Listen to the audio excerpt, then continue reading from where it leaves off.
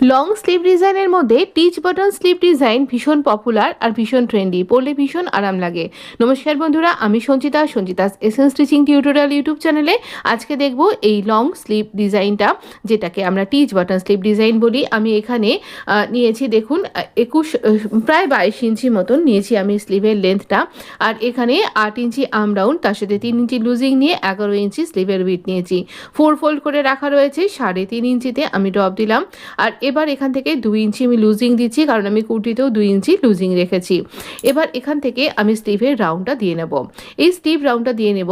এখানে এই পর্যন্ত আপনি আপনার মেজারমেন্ট নিয়ে তৈরি করবেন। এবার আমরা স্লিভের বটমটা কতটা নেব, সাধারণত রিস্টের কাছে আমাদের বটমটা বেশ ছোটই হয়ে যায়। তো এখানে আমি যতটা আপনার স্লিভের বটমটা, যেমন আমার এখানে 5 ইঞ্চি, আমি এখানে আরেকটু বেশি রাখলাম, মানে 4.5 ইঞ্চি, তার থেকে আরও 1.5 ইঞ্চি মতন এক্সট্রা রাখবেন, কারণ আমি এখানে পিনটাক্সের ডিজাইন করব। যা আপনার স্লিভের এই মুহুরিটা, সেখান থেকে আপনি একটু বেশি রাখবেন। এবার এখানে আমরা স্লিভের এই ভেতর দিকে কতটা ফ্যাব্রিক রাখছি তার উপর নির্ভর করে আমরা এই স্কেলটাকে রাখব। যদি এখানে বেশি আমি বটমে আমাদের স্লিভের ভেতরে খুব একটা বেশি ফ্যাব্রিকের দরকার নেই, একদম যেমনটা থাকার দরকার তেমনটাই রেখেছি, কোনো এক্সট্রা নয়। তাই জন্য আমি এভাবে রাউন্ড শেপ দিয়ে নিলাম। এবার এখানে দাগ বরাবর কাট করে নেব। এটা ভীষণ ইজি তৈরি করা, আর পরলে ভীষণ স্টাইলিশ লাগে। অনেকেই না, যেমন উইন্টারে ফুল স্লিভ পরতে পছন্দ করেন, তেমন সামারেও অনেকে এই ফুল স্লিভ পরতে পছন্দ করেন যাতে সান ট্যান না হয়ে যায়। তো সেই জন্য আমি এই রকম স্লিভ ডিজাইনটা তৈরি করছি। আর আমি নিজে ব্যক্তিগতভাবে পরে দেখেছি, এই গরমের দিনে রোদের তাতটা অনেকটা বেশি থাকে, এই স্লিভ ডিজাইনের জন্য বেশ হাতে অতটা গরম মানে তাতটা লাগে না, পুড়ে যাওয়া টাইপের ব্যাপারটা হয় না। তো আপনি এই রকম স্লিভ ডিজাইন সামারের সিজনে ট্রাই করতে পারেন। এবার দেখুন বটম থেকে 4 ইঞ্চি ওপরে আমি এটা মার্ক করব। 4 ফোল্ড অবস্থায় একটা নচ করে দেবো। এখান থেকে আমাদের একটা কাট করে দিতে পারেন আপনি। আমি যেমন এখানে 1/2 ইঞ্চি মতন কাট করলাম, পরে এই কাটিংটা আমি আরেকটু বাড়িয়ে নেব, স্টিচিংয়ের সময় আমি দেখিয়ে দেবো। এখানটা ফোল্ড করে আমাদের স্টিচ করতে হবে, এখানেই স্টিচ বাটনটা বসবে আমাদের। তো এখানে আমি ফ্রন্টের ডেপটা দিয়ে নিলাম, যেরকম আমি স্লিভে আমাদের কুর্তিতে দিয়েছি সেরকমই কিন্তু আমি এখানে ফ্রন্টের ডেপটা সেইভাবেই দিয়ে দিলাম। এবার এখানে একদম মিডিলে একটা কাট করে নেব।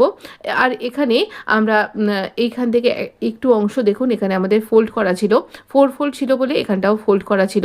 তো এবার দেখুন আমি মিডিলে একটা কাট করলাম, আর এই বটমের মিডিলেও কাট করেছি। এবার দেখুন কয়েকটা ব্যাপার, যেমন এখানে আমি এই কাটটা করে নিয়েছি, এখানে 4 ইঞ্চি ওপর থেকে কাট করে নিয়েছি।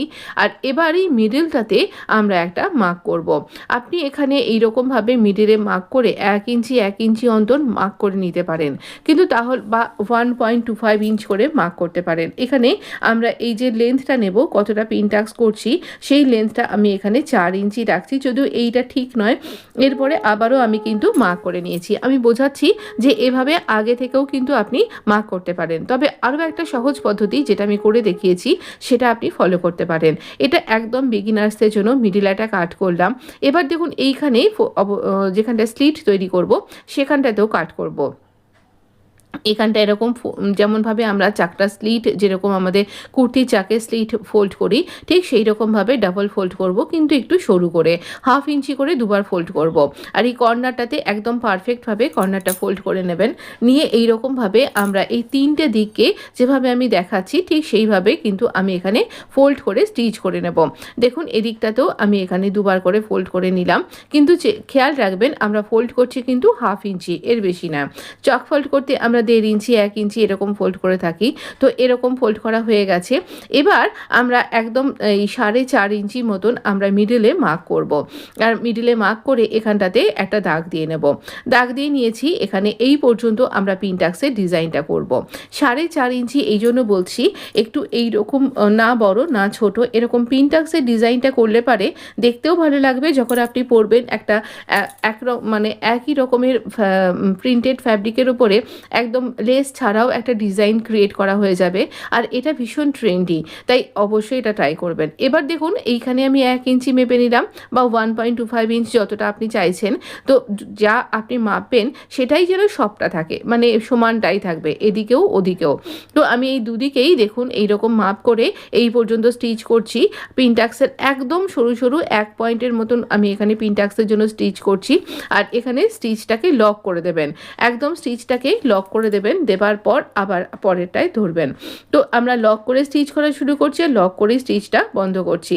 এইভাবে আমি দুদিকেই সমানভাবে পিনটাক্সের ডিজাইন করে নিলাম। আর নেবার পর এখানে টিচ বাটন বসিয়ে দেব। দেখুন আমি এখানে কুর্তিটাকে স্টিচ করে দিয়েছি, হাতাটাকে কত সুন্দর দেখতে লাগছে। আর এটা না ফুল স্লিভ, এটা ভীষণ সুন্দর হয়েছে। একদম মাপ মতন করবেন, বেশি লুজিং রাখবেন না। টিচ বাটনও বসিয়ে দিয়েছি আমি এখানে।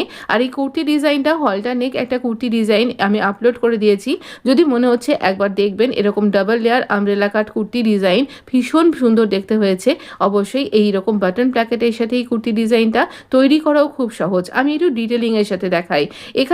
আমি এখানে বাটন প্ল্যাকেট করেছি, আর এখানে দেখুন আমি একটা জিগজ্যাগ লেসের সাহায্যে এখানে একটা ডিজাইন করেছি। এটার জন্য এটাকে দেখতে আরও বেশি সুন্দর লাগছে। একদম সেম কালার দিয়ে করেছি, আপনি বাই কালারও করতে পারেন। তো এখানে এরকম উডেন বাটন আর এরকম প্ল্যাকেট তৈরি করে নিয়েছি, লুপ বাটনের সাথে এটা তৈরি হয়েছে।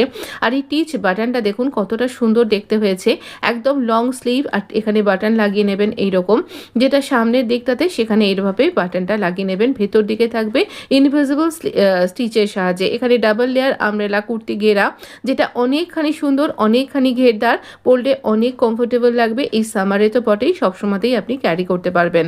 অবশ্যই এক্ষুনি সামার রেডি হয়ে যান, নাহলে কখন গরম পড়তে শুরু করে দিচ্ছে বোঝা যাবে না। আচ্ছা আমি একটু ফিনিশিংয়ের সাথে ব্যাক পোর্শনটাও দেখিয়ে দিই। দেখুন এখানেও কোথাও কিছু কুঁচকে যায়নি, কোনো রকমভাবে কুঁচকে না নেই, একদম পারফেক্ট একটা নেক ডিজাইনের সাথে এই স্লিভ ডিজাইনটা অবশ্যই ট্রাই করুন।